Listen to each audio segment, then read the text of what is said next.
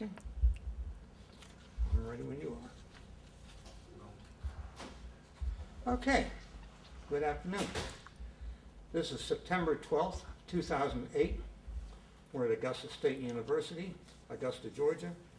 We're here to interview Harold Shapiro, a World War II veteran of the Pacific Campaign, a member of the Marine Corps.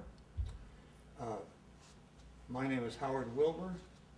Our photographer is Jeremiah. And in attendance we had Fred P. Gailey.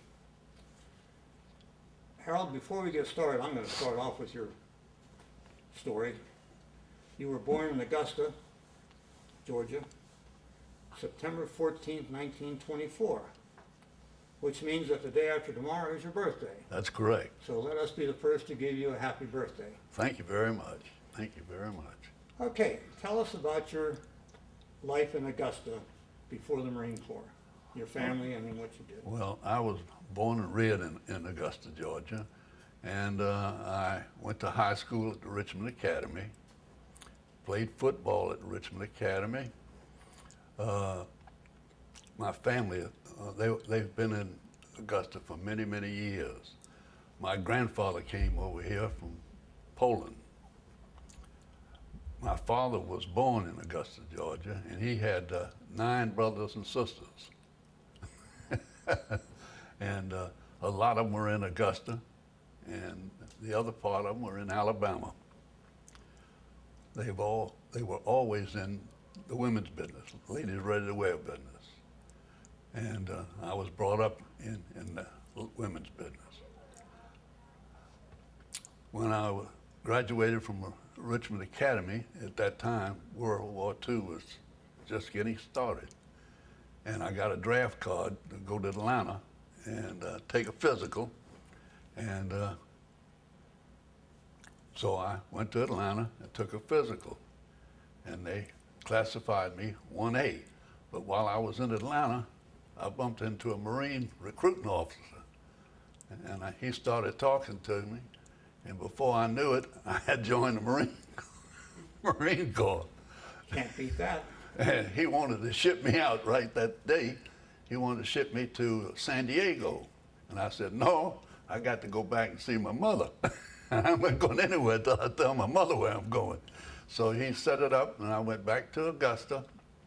And a week later, I got on a bus to Atlanta. And then I got on a train from Atlanta to San Diego, and I went to boot camp in San Diego. And I see here it was March 3rd, 1943 you enlisted. That's right. Okay, so tell us about the training you went through. And this gets sort of weird, I understand. Well, it's odd because after boot camp, I went to a Marine and Navy air base outside of Oklahoma City for training as a air mechanic. And I went through that training, and then they shipped me to California. And from California, they in turn put me on a boat and we went to New Maya, that's New Caledonia. And when I got to New Caledonia, that was a staging point, you know. They were practicing landings, and it was just an island, it was a French island just loaded with Marines, really, and Marines and Navy. And I was in New Maya maybe 3 weeks, and the canal was getting pretty hot then, and This is Guadalcanal. yeah, I said the Guadalcanal. It was getting pretty hot. They needed people there, so they went down the line and they were grabbing names, just grabbing names, and so they grabbed my name, and they said, "You guys." We got to put you on a boat and head for the canal. said, get your rifle. You're gonna be, you know, everybody carries a rifle. In the Marine Corps, I don't care if you're a doctor, you carry a rifle. So we got on the boat and we went to the canal. And when we got to the canal, they put us in an outfit protecting Henderson Field. And at that time, Henderson Field was pretty hot. And You this know- is when you were transferred from the 1st Marine Division to the 2nd Marine Division? Yeah. On loan. On loan, yeah. And the rifle you used was an M1 rifle? Oh, yeah. Now, the canal, you know, everybody doesn't know about Guadalcanal, and they don't show a lot of it, but, you know, we didn't have control of the waters around Canal at that particular time. The Japs could come by there every night with those cruisers and just let it all fly into that island and around that airport. They didn't want any planes on that airport, and it was tight going then because they had control of the water there. We lost a lot of ships when they got to Hawaii, so we were in a fix. The canal lasted longer than it should have lasted, really. But it was you didn't go in on the initial landing or anything? No. They were there. Okay. And you stayed at the airfield at Henderson Field then? Dug in around Henderson Field until it was pretty well under control. And then you went from there to Bougainville, That's right. and that was November 1st, 1943. You went in with the assault troops. It was the assault troops. Uh, That was the end of my mechanical department. I was part of the Fleet Marine Force then. That's what they call it. They don't call it infantry. They call it Fleet Right, Marine Fleet Marine Force. Force. Yeah. Tell us about Bougainville. I usually think about that as jungle. Well, it's a mountainous island. It's mountainous, and there's not as much flat land around it. So when you get control of Bougainville, you get control of the flat land. You've got it all. And what the Marines did, what we did was we pushed the Japs up into the hills, and then they formed a perimeter and forced them up in the hills so they couldn't get food or supplies. But they were pretty sharp. They had big guns up there, naval guns. They'd roll them out of the mountain and let them roll and then pull them back in. And it's a tussle. Everything out there was a tussle. But they finally starved them out, really. Okay, now I understand you left about 30,000 Japs up in the mountains. I don't know how many were left, but there might be some still there, really. I'm gonna tell you the truth about it, because they just shoved them up there, and that's it. Every once in a while, they'd try to make a run to get out. There was no way. I understand the Australians went in a couple years later. Oh yeah, they went up there after them. The Aussies went up there after them. They came back down the mountain. Oh Lord. And you apparently went pretty much from Bougainville directly to Tarawa. That's right. That was November 20th, 1943, part of the Gilbert Islands. That's bad. That was very, very bad. It was described as the most savage combat with the highest casualties up to that time. Tell us about the problem you had on the coral reef. Well, the Navy really hammered that island. I mean, they hammered it. But they made a mistake, and they let us out on low tide. And that's a fairly flat island, you know. You couldn't grow a turnip on that island. But when they let us out on that low tide, we had about, I don't know, you could say 200-300 yards, easy, of flat that you had to try to get into some protection. Was this underwater? Oh, no. That's, when the tide's out, the water's no gone. Okay. See, if they let us out on a regular tide, we would have been up against some protection. There wasn't any protection. It was, I'll tell you what, they killed a lot of Marines. What was the, and I don't know how to ask you this, was it, we think of the Marines as being highly trained. Did they go in as a highly trained group, or was it just total mass confusion? Oh no, they knew what they had to do. Okay. But you know, the Marine Corps forces an object. They look at Tarawa. They look at Tarawa, and they'll say, well, we're going to take Tarawa in 15 days, let's say. They'll have enough troops there to pour in there so that they can get a foothold and take it in 15 days. Yeah, you know, they don't think about casualties. No, they don't operate. Marine Corps doesn't operate that way. They might today, but they didn't then. They didn't then. Actually, you took that island pretty fast. You went in on the 20th. I see that the organized resistance was over on the 23rd, and you were using the airfield on the 24th. That's right. But what were the casualties? See, Yeah. I don't know how many, but there were a lot. Well, I can tell you, it was 4,000 Jap dead, 1,026 Marine dead, 2,557 Marine wounded. It's quite a few. Oh yeah, yeah. Quite a few. Oh yeah. And I don't believe those figures. Not really. I don't believe them. Howard, do you remember the color of the water as you were coming in on the beach? Yeah, it's kind of red, bloody. The water gets bloody.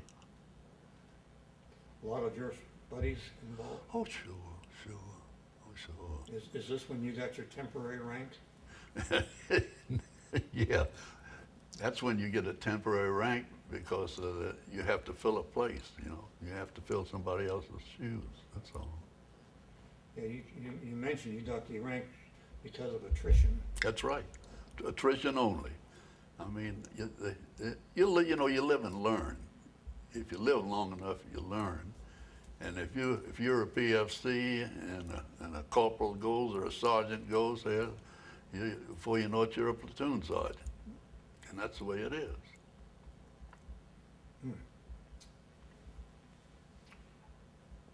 I see you had 6 months between Tarawa and the next island. Did you stay on Tarawa for that 6 months? Or No, we had to double back. We had to double back and reorganize. You know, they reorganized at the canal. They reorganized at Bougainville. You know, they had to start regrouping. And you did this on Tarawa? Oh yeah, oh yeah. So you were there for the full. Yeah, there's a base at Tarawa. There might still be a base at Tarawa. Mm-hmm. Did you have communication with your family during this time? Mail and that? After the island was taken, we did. You know, Bull Halsey used to, after we got through on an island, he always came aboard the island. Yeah, they took mail right after that. Mm-hmm. Okay, then you went to Saipan, and you went in, you say, well, that was June 14th to July 10th. That was a doozy, too. You say you went in late on the first day. Yeah, that's was right. It still bad going in? Oh, not too bad, not too bad. Compared. But what happened there was that, you know, the Marine Corps general is always head of an amphibious force. Yeah. And we had some Army. We had some Army at Saipan. And they kind of split the island up, Marines here and an Army group here. And when we got into the island and started regular fighting and moving, we pretty well had the island secured, but what happened was the Japs infiltrated the point where the island was. You ever heard of Smith, Alan Smith? Yeah, well, Alan Mad Smith, yeah. Yeah, well, they called him up. He was out there on the ship, and he said, run them all in the damn island. So he shipped it like this and ran them all in the island, right out in the water. The Japs ran them all out. They got in between them. There was no way to tell them apart, so they ran them all out now. I'm telling you. They don't tell you about these things, I'm telling you. A lot of them jumped off the cliffs at the end of the island, didn't they? Yeah, well, a lot of civilians did. Yeah. They were told that the Marines were going to kill them, kill their children, and this, that, and the other thing. And yeah, they threw babies over the cliffs and everything, really. The Japanese were pretty cruel people. I mean, they don't. Today it's a different story, but they couldn't. The Germans couldn't hold a bit to them. I can tell you, they were tough. They were tough soldiers, good soldiers. So you respected them even though you were fighting them? Oh yeah, they taught us. No, they taught us. They taught us every little trick there was. But they also made us, they made us killers, really. Apparently then you didn't really love the Japanese at that time. Oh no, don't What's like your them. feelings towards the Japanese today? Huh? Well, I have feelings about that. Really, I don't think too well of them. I know they're allies of ours, and but they're Have you smart. forgiven them? They're smart. No, it's not a About question that? of forgiving them. The government has forgiven them, and they're in business with our government. They sell us automobiles and stuff like that. But the Japanese were pretty cruel. They were cruel people. Their Hinduism, religion, was a type that, the Japs went into China. They never supplied their troops in China. They got their food from the Chinese. And they had no control. They were bad. Philippines, they were tough. They're tough people, man. And you witnessed these civilian suicides? Oh yeah. They have pictures of all that, Yeah, I've seen combat troops. It's all there. You had malaria. Oh yeah. Everybody had malaria out there. Everybody that was out there had it. Depends on how your resistance got low. When your resistance got low, you got the shakes, fever. And you had this the whole time? Oh yeah, you had it off and on. We had it off and on. They took care of it. We took Atabrine. You know what Atabrine? I've heard of it. Yeah. Every time we went to chow out there, they'd hand us an Atabrine pill with a cup of something and throw it in and drink. Turns you yellow. Couldn't hardly tell a Jap from us. After all these years, Harold, have there been any after effects from malaria all those years ago? I haven't had malaria since. But don't forget now, when I got back to the States and went on a furlough, I was up in Buffalo. They sent us to Buffalo, New York. I didn't weigh but 150 pounds when I got back from overseas. And they sent us up to Buffalo, New York in the guard detachment at the Bell factory. And Buffalo is a cool area. And we started gaining weight back.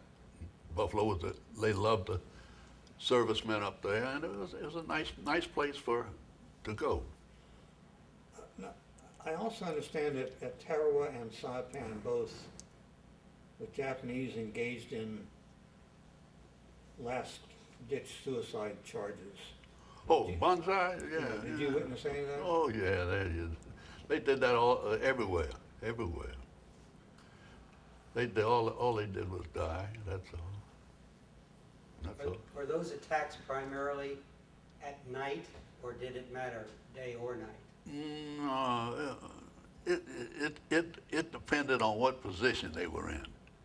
When you had them crowded up together, when they were crowded up together, you know, and there was a bunch of them, and they didn't have but one way. That's when they'd come. They were good soldiers. Anybody that says a Jap wasn't a good soldier was crazy. They were good soldiers. They taught us. They made us just like they were. That's what. You mentioned Buffalo, New York, but before that you went to Australia. Yeah. Oh, that was great. R&R. Oh, that was great. You like that? Oh yeah. We flew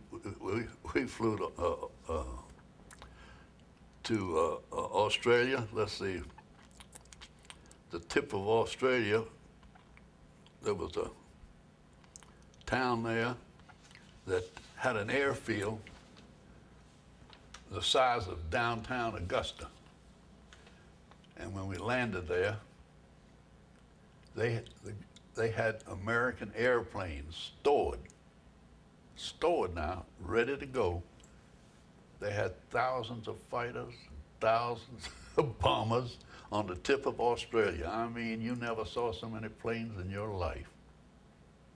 I mean, sitting, waiting to be used. And was this getting ready for the invasion of Japan, do you think? No, that was getting ready to finish them off, really. Because, you know, Saipan broke the back of the Japanese Navy. Yeah, that's when you had the Battle of the Philippine Sea. Yeah, that broke the back of the Japanese Navy. Then they were free willing to go anywhere.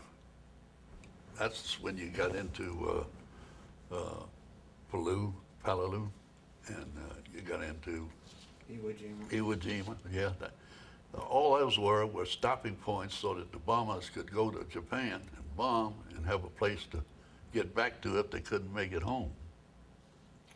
You said you also stopped at Saipan and Bougainville after that. Why did you stop there? Where's that at Saipan? You know, after Australia, did you go to Saipan and Bougainville again? No. After you mean from after Australia? Yeah. No.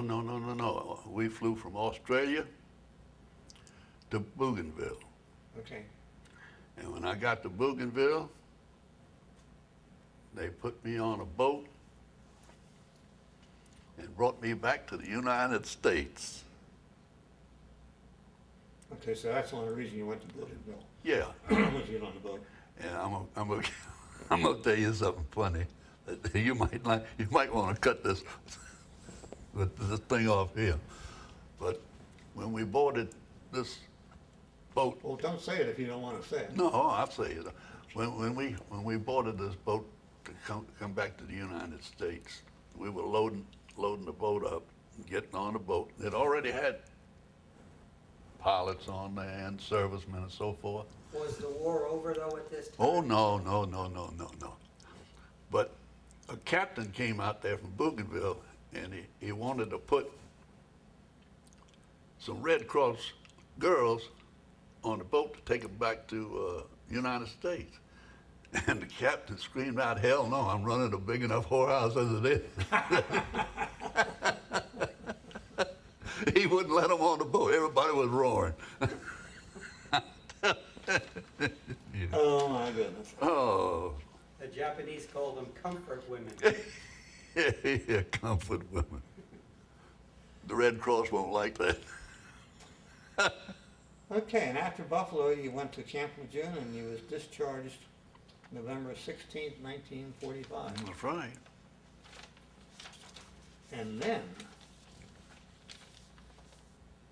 what happened then? Well, then I got out of the Marine Corps, and I went down to Tampa, Florida.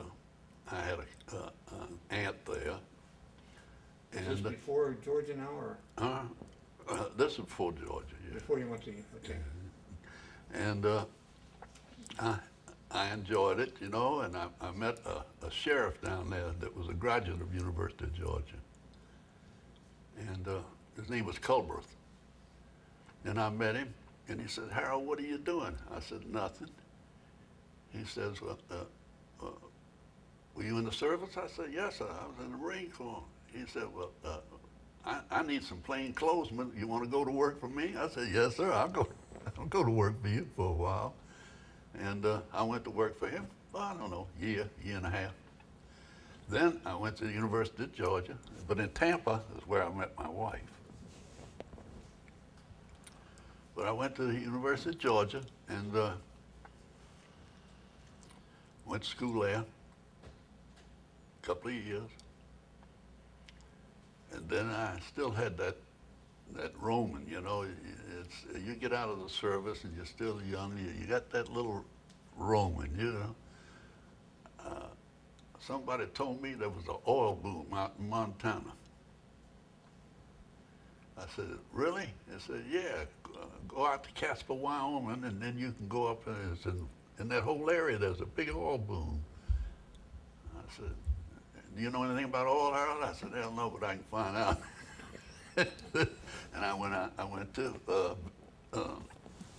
Wyoming, and I went to Billings. And I actually worked on a rig for a little while, but that's hard work. That's hard work. But they were building a refinery there. They had a refinery there, building a tremendous refinery. Yeah. I don't know where the oil is, but I tell you, they had plenty of it. And it was, see, that section is set up in township and ranges, and you could go into a county map and buy oil leases. You could own the land and not own the oil rights. Mm. But it was booming. But then I got through all that, and I said, well, I'll go back down to Tampa, and I went to Tampa, and I fell in love with a girl, and I said, well, I'm going to have to go to work. And I started working. And, you know, I was brought up in the retail business, so I wound up in the retail business. You took over your father's uniform. Oh, yeah. I took it over. And that's called Hartley's Uniform. Hartley's Uniform Shop. And you built it up quite a bit, as I understand. Yeah, he just started it as something to retire with, that's all. It's something to play with. And then he got sick, so I said, well, and I went in there and took a look. And I said, Augusta's going to be a medical place, and I jumped on it, that's all. And that's still a thriving business today that your son Donald's taking care of? Oh, yeah, son. I'm going to mention here that your wife is still alive. Oh, yes. What, her name? Marion. Marion. You had 2 sons and 2 daughters. That's correct. Unfortunately, you lost one of your sons. That's right. You got a couple interesting hobbies. You want to tell us about them? Interesting hobbies? You mean like practicing shooters, working with shooters at the firing range? One. And then I like to play golf, and I like yard work. I have beautiful yards, and I like to take care of them. Well, that's what I've written down here. That you're very proud of your beautiful backyard. Oh, I love it. Yeah, you know, I'll be 84 years old, and I'm in pretty good shape for a man 84 years old. I get around pretty good. Sure don't look 84. How long have you been married to Harold? 59 years. 59. Wonderful. I can't even remember when I was single, to tell you the truth, unless you bring it up. Okay. Living through World War II, you know what a patriotic period that was. everybody pretty much was patriotic, loved their country. Give us your comments on that and any advice you might have for young